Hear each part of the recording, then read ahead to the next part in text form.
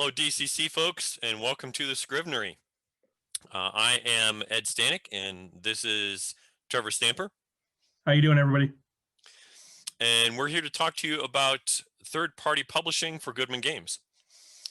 So, by the way, if you decide that you've got some further questions that you'd like to direct, you can reach me directly at raorgen@gmail.com. Or you can reach out to me at trevor@smokingworm.com. That's worm with a Y. All right. Now, some of the topics that we're going to be covering at this point are going to be, we're just going to be touching on them a little bit, and with the expectation that we'll be going into them in more detail in later episodes of Scrivenery. So, Trevor and I have both published numerous productions for Goodman Games for DCC, and we wanted to share some of the things that we've learned along the way, so that if maybe you're thinking about this is something that you'd like to do, that we can provide some tips and tricks, and also just some encouragement that yeah, you can do it. It's really something that's within your reach. Absolutely. I think everybody can do third-party publishing if they're so inclined. There's really no limitation here. Yeah, so let's talk about some of the categories just briefly of things that someone might be thinking of putting out. Of course, one common thing would be adventures. Lots of people who've been playing RPGs for years have probably spent some time GMing, and in doing so, you've probably had some ideas. You've probably done some adventures that you've written, and maybe thinking that hey, it'd be neat to get that published and get it into other people's hands so they can enjoy it. So certainly, adventure modules are one option.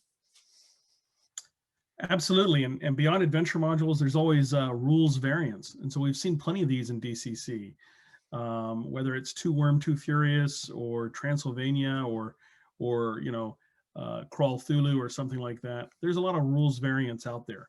A tweak to the system to get it going in an opposite direction, something that's not otherwise directly available inside the main rules. Yeah, and the DCC community I've found is very interested and supportive of this notion of taking the very portable DCC core and putting that onto some other kind of environment. So that's certainly a great option. There's also settings, world settings. You can produce something that describes a campaign world. There's any number of products like those that are out there. Absolutely. And, I mean, one of the things about all of these things, from adventures to rules variants to settings, is you may be asking yourself, am I ready to actually write something? There are, and we'll talk about this more in detail as Ed said in other episodes, perhaps, but there are plenty of other ways to get inspiration. One of them is one that I'm participating in right now that I wanted to give a shout out to. It's called the Storytelling Collective.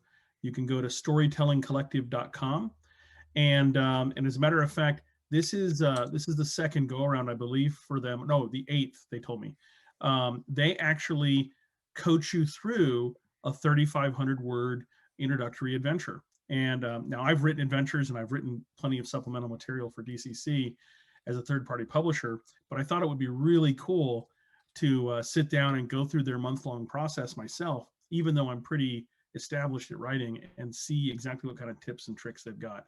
It started, this round started just 3 days ago, so I'm only 3 days into it. As a matter of fact, I just jotted down my 10 initial, you can't see those, my 10 initial ideas, from which I now have to cull down to one. And so that's where I'm at in the process. But check out things like that too. They're a wonderful option. Yeah, absolutely. There's all kinds of sources that you can look to flesh out ideas. And one thing that I think is important to keep in mind, or to examine as you're thinking about this process, is how ready are you to create a publication of some kind, because there's a big difference between having an idea and creating a manuscript. And there may be there may be a lot of steps in between there. You may have just some basic notions. You may have a bunch of notes scrawled down on paper. Um, when you sit down in front of a word processor and start typing, you may find that it, there's a bit of a bridge that you have to cross to get between the notes that you've got and 10, 15, 60 pages of whatever your content happens to be. So um, you want to get some kind of a sense, some real sense of where you stand to give you an idea of how you're going forward. Yeah, and Ed's got a really good point here. This is really about scope, right? And so you need to make the decision as you get into this almost immediately. What's the scope of this project? Is this a 15-page adventure, something like Sailors in the Starless Sea, or is this a huge manuscript, 150-page book that's going to be a setting and it's going to have a whole bunch of alternate character types and things like that? Setting that scope and then not giving in to scope creep, right, is a really important first step, and it'll help you understand whether you're ready. I mean, there are plenty of zines out there, small third-party publishing publications that start out with limited scope and then continue kind of essentially in a serialized fashion to then expand outward. And so you could have a big broad idea, but focus in and start initially on just one aspect of that. And so, yeah, so deciding that scope and what you're going to start with is a really important and probably the primary first step you're going to make. Yeah, and before I forget, actually, too, if you've got questions of things that you'd like to have us address and speak to, you can certainly put it into the Twitch chat, and we'll see about getting to those. And one more note about scope: there's nothing wrong with putting out a five-page adventure module. If that's there's certainly people who at a given time that's what they're looking for. Certainly something like a funnel, for example, tend to not be very long. So being a very organized person myself, what I tend to do is just like I always learned in school, I make an outline when I get started, and with multiple levels and layers to help me organize my thoughts and get a sense. That gives me a sense of what my scope is, and then also then helps him come up with how I want to structure things, because you want to have some idea of your structure before you just try to sit down and start hammering out huge blocks of text. Yeah, absolutely. So building that structure, creating that outline, knowing where you're going to go, those are really good places to start. And then you're going to start filling in that outline, right? You're going to write your introduction, and you need to think, who is my audience here? Are my audience players? Are my audience judges? Or is it both? Do I need to have a section for judges and a section for players? So hammering out who that audience is really important, and it's going to help you develop that outline into a full narrative manuscript. And once you've got it in a manuscript format, then you need to think about your next level of detail, right? It may be playtesting, but one of the first things that I find is really important is handing that manuscript off to a buddy, a friend, somebody who I game with on a regular basis, whom I trust, right? To then look at it as a developmental editor. Now, so developmental editing is something that's kind of unique to role-playing games and any type of system that has mechanics and stuff. And what you're looking at here is are the steps sound? Does it look like you're moving in the right direction? If your module's like a point crawl, are you going from point A to point P to point C, but you've forgotten to write about point C? That might be a big, area that you now have to develop. But it could also be mechanic-wise. Have you created monsters or opponents that, for instance, you forgot to give them hit points, right? Knowing exactly how to flesh all that out and having somebody with a good eye for detail who you trust is a absolutely really important tool, right? I mean, hire your best friend for this, somebody who you talk to about gaming all the time. Yeah, because it's got to be someone you're willing to take constructive criticism from. Because let's be honest, there's going to be points where someone's going to say, "All right, I just am not intuitively getting where you're going with it," and you got to be okay with that. You also want to, and I want to stress this is, I think people sometimes overlook the importance of this, a mechanics editor. And I mean this from a standpoint of grammar and spelling and so forth. Even if you're someone who is pretty good at writing, nobody's perfect. We all make spelling mistakes. We all make grammar mistakes. We all, put in the same word double or something like that from time to time. Have Go over it multiple times. Read through whatever you've written. Read through it word by word yourself multiple times, and then have someone else doing the same. Preferably multiple people. Never fails. I have things proofread multiple times that go to print, and then after I'm looking at the finished copy, oh, I find a mistake. So definitely devote significant attention to that. Absolutely. As a matter of fact, I was just looking at the first issue of Tales from the Smoking Worm this afternoon. I was talking with one of my co-editors, and we discovered a mistake that's been sitting there for like 2 years, right? Something we both passed over, we both missed, and it was just something intuitively that actually is from a different game system that we know is a common language that we don't, we didn't think about. A couple other tips you can use here when you're doing grammar editing and editing for flow and continuity and tone and voice and things like this. If when you're reading something on a screen, if you're handwriting it and you're reading it while you work through it, you have an internal monologue going on, right? Your brain edits that down, and it's going to edit it to what you idealize that text to actually sound like, or be. A great way to essentially short circuit that problem is to actually read it out loud, right? And it's great to actually read it out loud to an audience, right? If you can get someone who can do that, who can sit there and listen to you read, what's going on, and you will be amazed at how quickly you find errors just by reading something out loud, either to yourself or to somebody else. It's a great tool. I use it all the time. But yeah, it's really important. And don't just think that one pass at editing for content in terms of grammar and everything is good enough.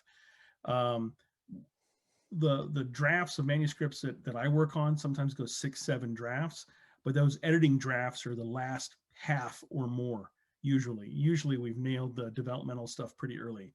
And even then, just recently we've picked up and started bringing in a professional grammar editor who has a style guide that we've written, who knows exactly how we want things done, because we miss those things. And it's always amazing how many errors she finds on a given manuscript that we just didn't see. And even though we wrote the rules on how that should be written, right? We know exactly how it's going to be because we have a 30-page style guide on how this stuff should work, and everything. So yeah, editing is a really big part, and it's going to make your work sound really polished, and it's going to pay off in the end in big dividends, because your readers and your judges and your players who use that content are going to really appreciate the time you took to make it sound good and read well. Yeah, another thing that I think people sometimes don't give much thought to is project management, and here's what I mean by that. When I think in terms of the campaign world setting books that I wrote, each of those took 3 to 4 months. When you've got something that you're working on that's spanning over that kind of time, you got somebody that's involved has to devote some kind of time to organizing what needs to be done still. If there's multiple people on it, especially who's doing what, are those things being kept on schedule and on task? And we'll get into this more later too, but things like when you've contacted artists, you've contacted other outside people that you're bringing in, managing that process, it takes time and it takes some effort. If you're not good at that, trust me, it will help you a great deal if you can bring in a friend who has a knack for organization, and can help put some structure around it. Now, if you're writing a 10-page adventure module, it's not quite as big of an issue. But if you're doing a significant size undertaking, give that some thought. Yeah, project management can't be underscored here. It's an important skill. But we're getting kind of technical already. So let's pull back just a bit and remember, This is about the fun and enjoyment of passing material between, fellow judges and fellow players for Dungeon Crawl Classics, right? Getting advice from the outside world is readily available. You don't need to know everything right off the bat. As a matter of fact, I'd like to take a moment to just highlight one of the resources that I use almost daily. There on Facebook, there is a group called RPG Zines. And if you look it up, it's actually founded by, there's over 1,000 members now who do every scale or level of zine you can possibly think of in terms of third-party publishing, from hardback books all the way down to things that are literally copied and pasted together out of newspaper clippings and everything and stuff and sent around. And they have tons of advice, and we spend most of our time talking about how can we solve this problem, or someone's highlighting a new technique they're using, and everything. So it's a great way to get feedback and advice. It's probably the friendliest group I've met other than DCC Rocks. Um, I have almost never seen any major problems on the group, and they are just all willing to chip in and give their 2 cents. Just yesterday we were editing someone's rough layout and giving feedback to them on, they were looking for a specific look and they wanted to know if they'd achieved it. And so people were, giving hints of advice and things like this. And hey, maybe if you tweak that, maybe if you tweak that, there's lots of great feedback on there. So don't think you have to go it alone. Don't let this overwhelm you. We've gotten into some details, but they're not. They shouldn't hold you back. This is something you should really get involved with if you want to try it out. It's a blast. Yeah, and it's as we're focusing on some of the parts about it that involve the work. Yeah, don't lose sight of it that it is still definitely a fun undertaking. So don't let us with these things put anybody off. So once you've decided that, yeah, this is something that you want to pursue, all right, so what does that process look like? Well, the very first thing is that you make your initial contact to Goodman Games. So you're going to email info@goodman-games.com. And now, just as a point, for certain types of things that you might be putting out, if it is at all potentially um, a touchy or difficult subject, or you're not sure how it is with um, the community standards that Goodman Games might have, I would encourage you to contact the company first and say, hey, look, I'm thinking of doing a project around such and such. Is that going to fly? Is that okay? So that you at least make sure that your idea, that your project isn't going to get shot down just because the concept is something that the company decides doesn't go well with their brand. So you, if you've got any kind of, if you think there might be any kind of concern around that, make initial contact on them in that regard. Um, yeah, go ahead. Yeah, and think about it this way. Goodman Games obviously wants to make sure that Dungeon Crawl Classics is generally a family friendly game, right? But this is a great opportunity if you're not sure if your product quite fits to look at the full scope of what is out there in terms of what Goodman themselves have published, but also the third party publishers. I mean, look at the range of material from Weird Frontiers to Hubris to Transylvania to America, all the way down to the crawl zines. Ed, your work, my work on the Smoking Worm, and others. I mean, there's a slew of material that you can readily get a hold of. You can purchase it through the Goodman Games website usually, but you can find it in PDF format online, usually at a place like itch.io or Drive-Thru RPG. And you can look at those and see if your material fits within that scope. You should still obviously get permission, and you're going to have to go through that. And we're going to detail what that looks like, but don't let that scare you. See what else is out there, and that'll give you a good feel of what has been accepted in the past. Right, exactly. Just to understand that naturally, for the brand, for the company, they want to make sure it's represented well. So you'll take the state of your manuscript when it's essentially completed in terms of content, and you'll send a copy of that to info@goodman-games.com. And if this is your very first time involved in this process, then one of the things that'll happen at that stage is there's kind of a preliminary review where they're looking at the material. Does this look good? Does this look like something that is a quality that they want associated? And then there's a preliminary approval where they will send you copies of the logo to incorporate in a more completed and refined version of the manuscript. Absolutely. And once you've gotten that submission in, and you're going to get feedback, right? And Goodman Games is going to contact you, and they're going to say, hey, this works, or we'd like to see this changed, or we feel this isn't quite appropriate. Could you tweak this? They usually give really good advice and good feedback. And once they've done that, then you're going to go ahead and finish your manuscript.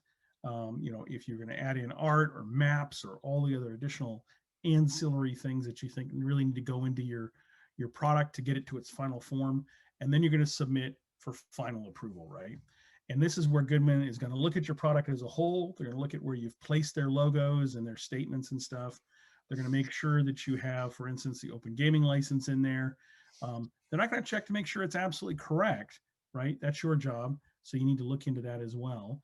And I'm sure we can cover that in detail at a later time. And it's pretty well thoroughly discussed online if you look. And they're going to give you that final kind of feedback and that final approval. And once you've got that, you're good to go. Yeah, and at that point, you go ahead, you publish, you get your work out there, you get it advertised and so forth. Now, a couple things that we want to present in terms of considerations that you need to have in mind that maybe hadn't necessarily thought of are implications with regards to formalities of a business versus having a hobby, and issues around taxes and so forth. And we just want to put forth the caveat at the very beginning. We're not corporate attorneys by any stretch. We're certainly not tax accountants. For any of these issues, take what we're saying as just something to point you in a direction, and then seek the advice of someone who's an actual professional. We're not giving legal advice. We're not giving accounting advice.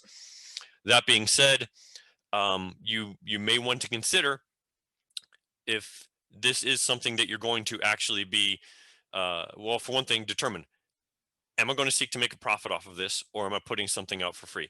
That makes a big difference in terms of various licensing questions, also in terms of various business questions. Certainly, if you're not making any money off of it, then that kind of makes, I would assume, the tax issue irrelevant. But have some understanding of the scope you're going with it, and if you're going to be putting some significant time and production into this, you're going to be making some money off it. Consider the notion of making an official business that is filed with your state and within the laws of your state. But again, as far as whether you need to do that and what the process is, contact a legal professional. Absolutely. Those things are really best left between you and a professional. We just wanted to point it out. I think it's something that Ed and I have both encountered since we started, this idea of exactly how we're represented in terms of our position in terms of taxes and as a business or hobby. And it's something that we weren't thinking about when we wrote our first manuscripts, I'm pretty sure. And so it's come up later. We're not going to get into too many details here on that. As a matter of fact, I think we're basically done talking about it. But the bottom line is, please seek a professional if you have a question about those things. You should get the right advice and make sure you're doing things correctly. Let's move on to something a little more salient to what's going on with building stuff. How do we pay for things, right? You've got your manuscript, you've gotten your approval, you've got it laid out, and everything. What's the next step? Are you going to make a free PDF, or are you going to print it up? And if so, what types of things do you need to really consider? Ed? Yeah, so the expenses that you might have, that depends a great deal on the scope.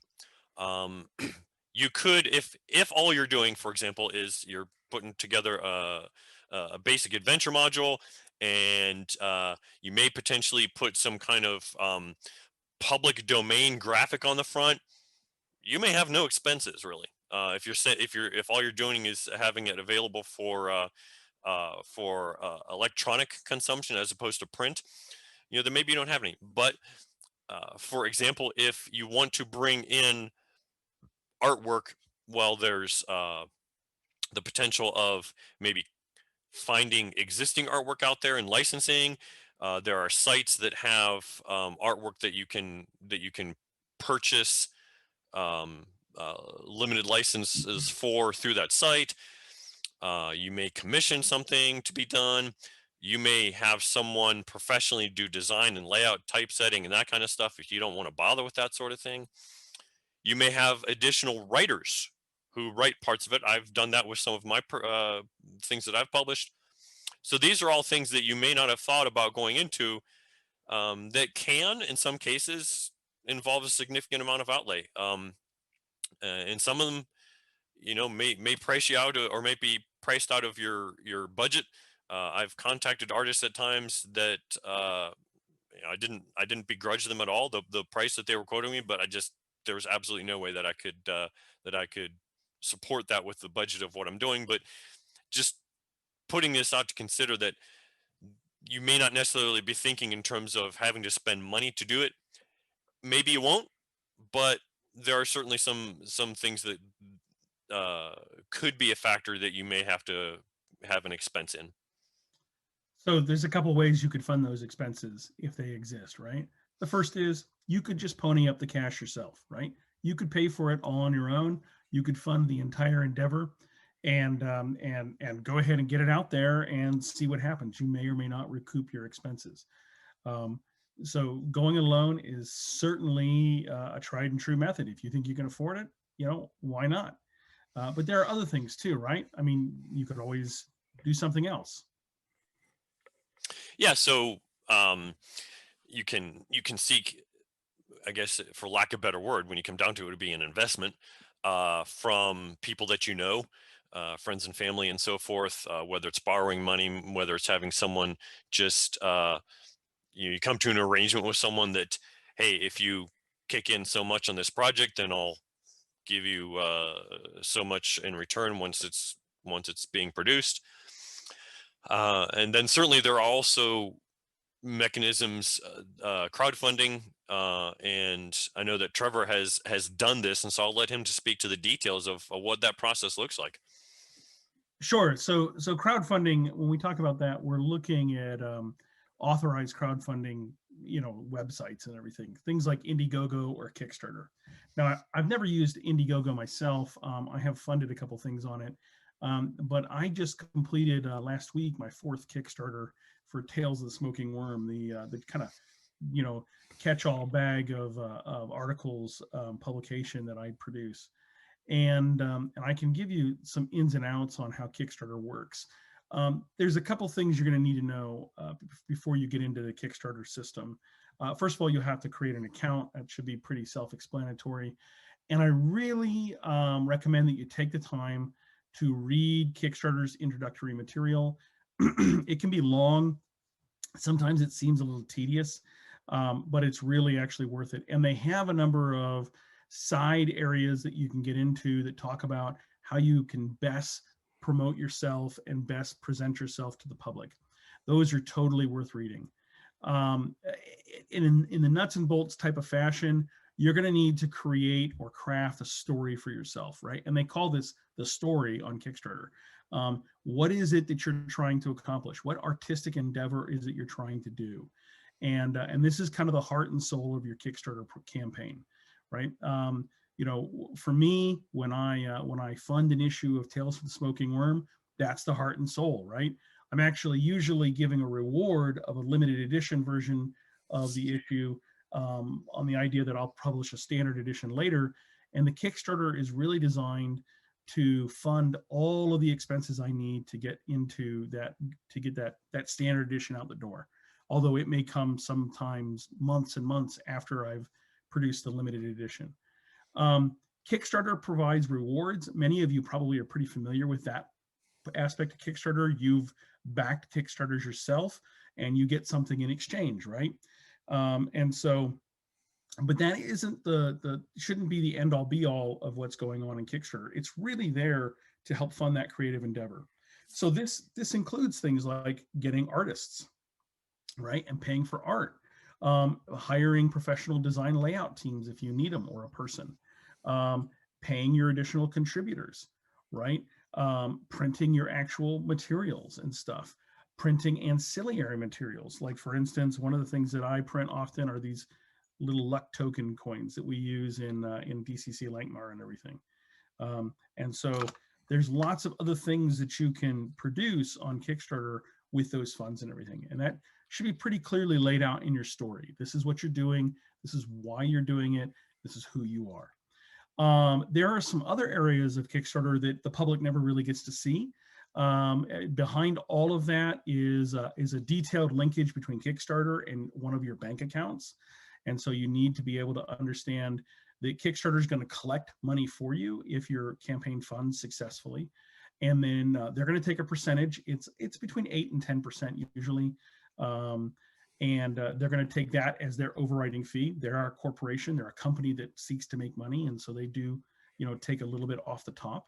So keep that in mind when you're setting your funding goal. If you set your funding goal for exactly what you think you need for artwork, design, layout, and everything, and you forget that Kickstarter takes, 10% off the top, you're going to find yourself 10% short if you just make your minimum goal. And then you need to know your bank routing number and your bank account number, the full account number, not like the last 4 digits that you probably use when you go to the bank. And you're going to make sure that it goes, that you get that entered in correctly. And once you've entered it, you can't change it. And so you need to make sure you've done that well. And so there's more details. You build items and add-ons, and it could get really complicated. And certainly we can have several episodes where we focus on just Kickstarter and kind of take you through the ins and outs of that. But in the end, you're going to create reward tiers and everything. The bottom line message is Kickstarter or Indiegogo are excellent platforms and have been very successful for third-party publishers in DCC for generating the income they need to produce a really high-quality product. And that's a great thing. That's there for you as a benefit. There's a host of features on the backside of Kickstarter to help you keep your campaign organized. There is a whole project management section that literally, if you put everything in correctly, will tell you, hey, this is how many of this thing you need, this is how many of that widget you need, and so on and so forth. So when you're giving out your rewards or when you're pricing them out at the end, you know exactly what you need to buy. I recommend that no matter what you get, you should get about 10 to 15% extra to cover damaged items and shipping and everything. But Kickstarter has been extremely successful for me. It's allowed us to go from a very small initial publication to something that's much more complicated. But take it in little steps, right? Just like creating your first third-party published item. Don't start with your 150-page book. Start with that 10 or 5 or 15-page module. And those fund just fine on Kickstarter too. There's a couple for Weird Frontiers that are on there right now. I think there's a Mutant Crawl Classics one on there right now. And it's a great place to go see. Just look up Dungeon Crawl Classics, and there's a whole bunch of finished campaigns, and you can evaluate exactly how they've worked in the past.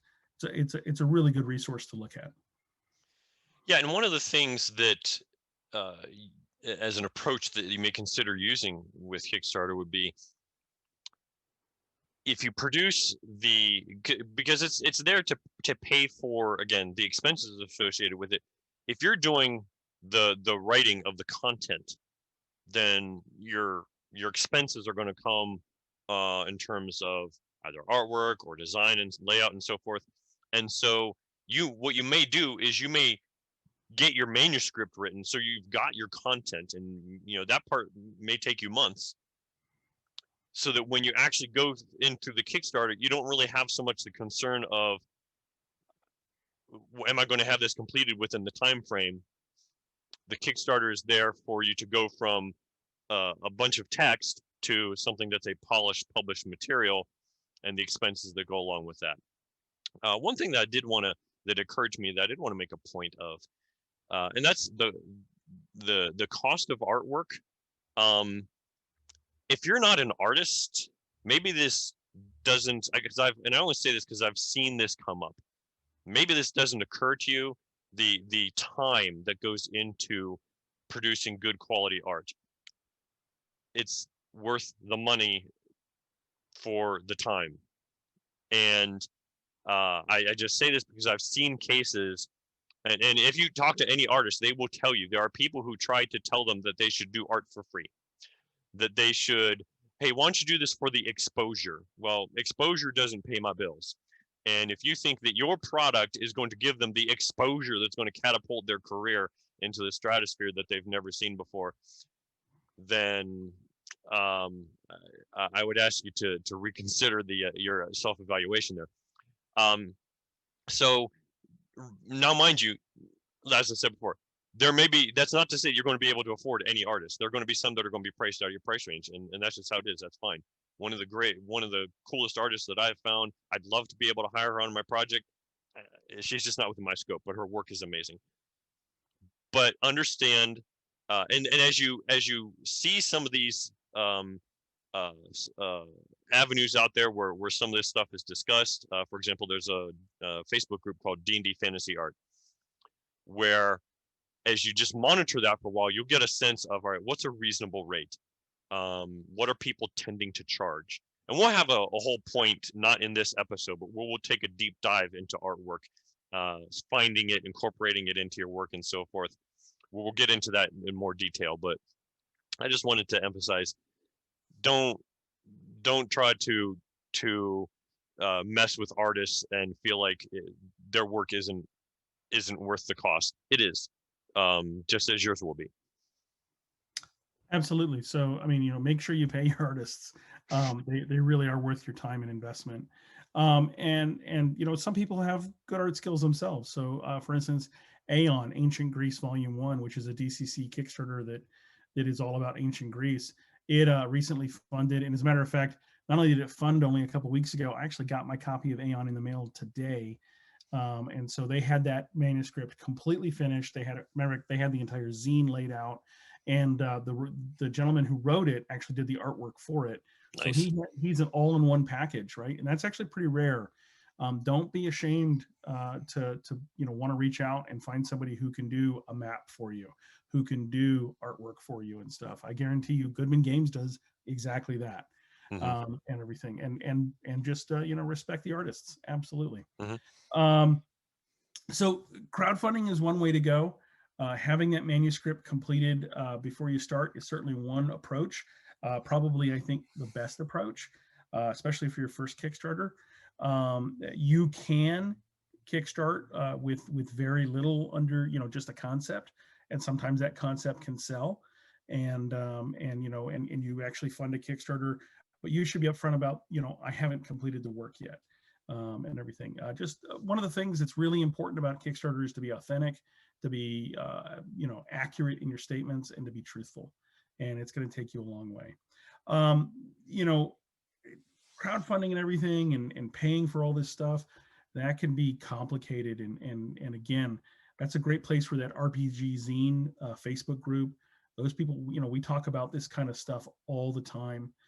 There are a couple podcasts that also focus on this type of thing. RPG Ramblings by Jeff Jones talks a lot about Kickstarter.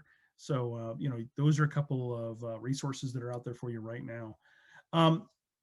But funding aside, let's say you get everything funded, you get everything approved, you have your product. What's the next step in general, Ed? Where do we go from here? Right. So then, of course, you've got your product made. You want to start getting into people's hands. So how do you do that? Well, one approach is that you certainly could take would be selling it strictly yourself. And this can happen whether you've got something that's strictly digital or that you've got something that's in print, or both. And you can do this through your own website. You can do it through, say, Facebook, social media, etc. But and just also word of mouth, I suppose. But these things in and of themselves are probably not going to get you, especially if you're just starting out in this avenue. That's probably not going to get you uh, a lot of exposure and coverage and get foot traffic, so to speak. On the other hand, there are uh, there are websites that can handle all this stuff for you, all the mechanics of that process for you, and some of these things are a really great way to go. Probably the most common one is Drive Through RPG, uh, and I'll put a link in the chat there. This site, uh, one of the benefits is that it's a big site with a lot of things sold on it, so people go there a lot looking for stuff, and so that'll get your work in people's field of vision. They handle the e-commerce stuff, so the receiving of funds, the distribution of materials, both digital and print, and so you don't have to worry about that stuff, which is fabulous. They have really nice tools on there for getting for managing your products, managing your sales, having categories of your materials and so forth, which makes it really great to work with. Trevor, what's been your experience with them? Yeah, I really like Drive Through RPG. As a matter of fact, I've had a great experience with them, especially on the digital side of things. Every single digital file that they give away, because you can make your files free and you can give them lists of people who get free copies of the files, or that you sell, they micro stamp and trace. And so if you later discover something that you don't think is right, someone has a copy that they shouldn't have. If you can get your hands on that, Drive Through has solved that problem for me by identifying who originally distributed it to them. They have an excellent platform in the back. It's very thorough, a little intimidating at first. Don't be intimidated by it. They have some pretty good walkthroughs on the basics of how everything's set up, and just get in there and play. But it's really, really great. And there's a cool thing. I mean, I don't know about you, Ed, but I buy quite a bit of stuff on Drive Through in terms of digital files and stuff. And since you're selling something on Drive Through, your product, you can then directly apply that over and kind of have an operating balance that isn't, eating out of your normal salary. And I know plenty of people who use that to pay for their own PDF habit. So yeah, so it's a great platform. It's incredibly visible. It's everywhere. It's ubiquitous, and it has immediate worldwide distribution. Right? You put something on Drive Through tonight, and someone in Japan or New Zealand or Australia or the South Pacific can be downloading it minutes later. And so that's absolutely not true with physical products, no matter how appealing the physical product is. And don't get me wrong, I love a physical product, but yeah, it's a great platform. There are others. There's the itch.io, which a platform which I'm aware of, but I've never used. And you could get into big platforms too. Lulu.com is a print platform that also has a PDF site. Even Amazon has a marketplace for PDFs and everything, and you can always move your material there. So there's a lot of these kind of digital distribution sites that you can work with, and they have lots of resources for you to help you out. Yeah, and of course, one of the other ways that your material will sometimes get put out is by Goodman Games themselves. Um, and this generally happens in the submission process, as you're getting your new product approved. Then you may be in a discussion with the folks at Goodman, where they will actually sell your product on Goodman's website. And if you've never been to the Goodman Games website, there is a sizable section that's just third-party materials. And I really cannot stress enough, because I've looked into dealing with other game companies, and I can't emphasize enough how incredibly supportive Goodman Games is for its third party community. I've never seen anything else like it. And uh, so the fact that your materials may be sold on their website, or even at their booth at a con, I mean, that's about unheard of right there. And with cons as well, I just ran a couple events at a convention in Dayton today, and took some copies of my books, and sold a couple copies just right there with people that I was running some games with. So having materials with you when you go to a con, when you're running things for people, that's certainly an opportunity too. Just direct sales will sometimes happen. Yeah, when you have those physical products, it's hard to sell a PDF that way, but you can at least get them right to the drive-through website so they can purchase it.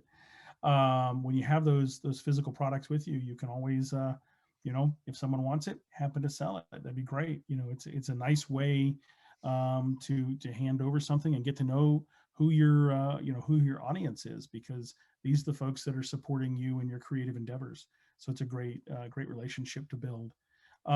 Physical commerce routes can be complicated, not much more complicated than digital ones in a lot of respects, right? You're actually moving physical books around. And one of the great things that my relationship with Goodman Games has always had is the Goodman Games will, again, they will buy, they'll tell you how many, but they'll buy a certain number of your products, copies of your product, and they'll put it on their website. And if it sells, they'll then contact you and say, hey, we need 10 more of this or 20 more of this or whatever that happens to be. And they'll continue to sell it as long as you produce it and as long as it sells for them. And so yeah, the Goodman Games has a wonderful setup, and they have the advantage that most of the others we've talked about so far don't have, in a dual PDF and full physical. And so, for instance, if you go to buy a copy of Tales from the Smoking Worm, and I assume this is probably true of your products too, you can get the free digital download. Do you do that? Yeah, so you buy the physical product and that'll get shipped to you, but almost instantaneously you can get a digital copy of that. And so Goodman also distributes digitally as physically, and that's a pretty cool thing. When it comes to cons, Ed, you're absolutely right. I have been to lots of cons, Gen Con, Origins. I was just at Gamehole Con a couple of weeks ago. I've been to Dragon Con. I've been to a whole bunch of regional cons, Gary Con, so on and so forth. And most serious role-playing game companies don't carry their third-party products in their stands. As a matter of fact, the only one I can think of was Chaosium used to carry their old Miskatonic University manuscript series, but that's gone. That doesn't even exist anymore. Goodman Games, a full third, they have three faces, right? Because you got a back of the booth and you got three outside areas. A full third of their booth is devoted to just third-party products, and that's a really encouraging sign. Paizo has a third-party license. They don't have third-party products on their website or on their con site. Neither does WotC, right? So, and they have a booming third-party product line, but they don't actually sell in a physical way. Goodman does, and so there's a lot of support from Goodman Games for DCC third-party publishers. You should really feel welcome here. I certainly have. Yeah, and so certainly another avenue is your friendly local game store. Uh, Absolutely. yeah, you can just take a couple copies of your stuff, walk in there, and say, "Hey, I've got this stuff. Would you be interested in selling it on your shelves?" And maybe they will, maybe they won't. And if they're not into it, don't be offended. Look into someone else. Maybe you've got multiple stores in your area, but uh, that's certainly an option you can do. You can just drop on in, especially if it's a place where you periodically go in to buy materials. The people, you drop in and run games at their location, which would be another point uh, to raise, basically as advertising in a sense. Go run some events at your local game store if they're doing in-person games right now, and include your product as part of what you're running. Maybe it's an adventure module, you run your adventure, and that's a great opportunity to say, hey, here's this, and I've got this, and you can buy it. And that gets, but also give you an opportunity to get yourself some contacts in with the game store, and you know have another avenue for getting a physical product there. Yeah, supporting your local friendly game store is a really, I mean, it should be kind of a moral imperative for most of us gamers. These are rare places. They're not a Barnes and Noble, Even that's rare these days. And so you should definitely help them out, and they'll help you out in return most of the time. There are other places than your friendly local game store or Goodman Games as well. There are plenty of online sites that specialize in these kind of third-party products, whether it's Indie Press Revolution or Exalted Funeral, or recently I've seen a lot of really nice products coming out of LFOSR, um, iglootree.co.uk if you're in the United Kingdom. You know, all of these places have an accumulation of third-party products, and most of the time, when I go to those sites, I can find at least some DCC products there, which means that they're aware of DCC, and they're definitely supporting it.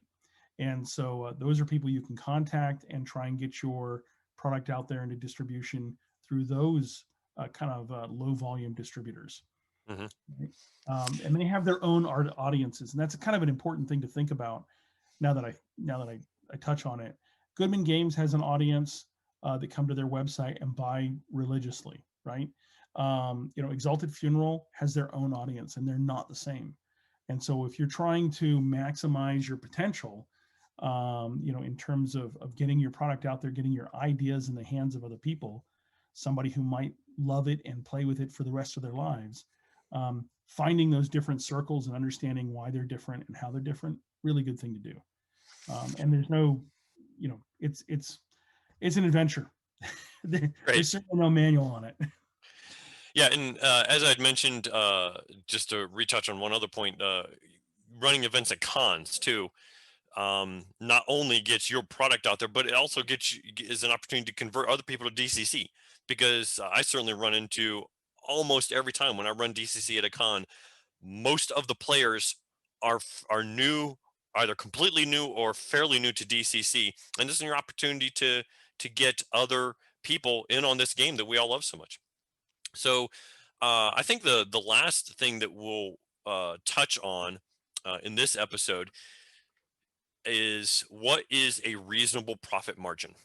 So you're going to have a cover price that's on your book, and that it's going to sell for the MSRP, and then but your game store or various other avenues are going to, that is going to be a redistributor. What's especially if it's someone that's going to sell it for you, like your local game store, what's a reasonable profit margin? I'm going to put a link in the chat there. um Trevor, what are your thoughts on that? Wow, that's a complicated question. I think it comes back to your initial scope and also your initial goal, right? Your initial goal. Are you trying to make a profit here? Is this something that you need to make a profit on? Or is this something that you're doing just to get out there and let people know what you can do, and open a dialogue in terms of, you know, role playing products and stuff, right? Those two goals have very different pricing decisions. If this is just something that you're doing for love, right? If this is your you know, your love letter to DCC or something like that, and you don't really care if you make a profit, setting that profit margin lower so that more people potentially buy it might be a great thing. Um, on the other hand, you know, sometimes you need to make a money at this, right? I mean, there are people who make money in the industry. There's no reason why you can't with your ideas. I mean, your ideas have worth, and you should definitely not short sell them if you don't have to. And so you should be proud of what you've created and everything. What I spent a couple of years listening to entrepreneurs talk about how you run entrepreneurial endeavors, and that's really what a third-party publishing concept is. It's an entrepreneurial endeavor, right? You're creating something, you're getting it out there, and you want people to enjoy it.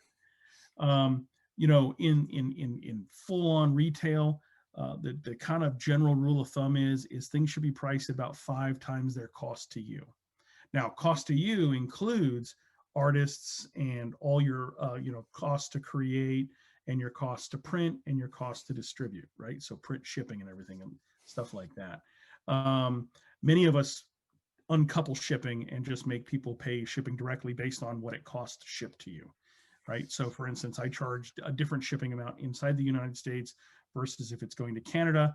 And those are fixed costs that I really can't control, right? The U.S. Postal Service controls that, or FedEx, or however I'm shipping it. And so I've uncoupled those things.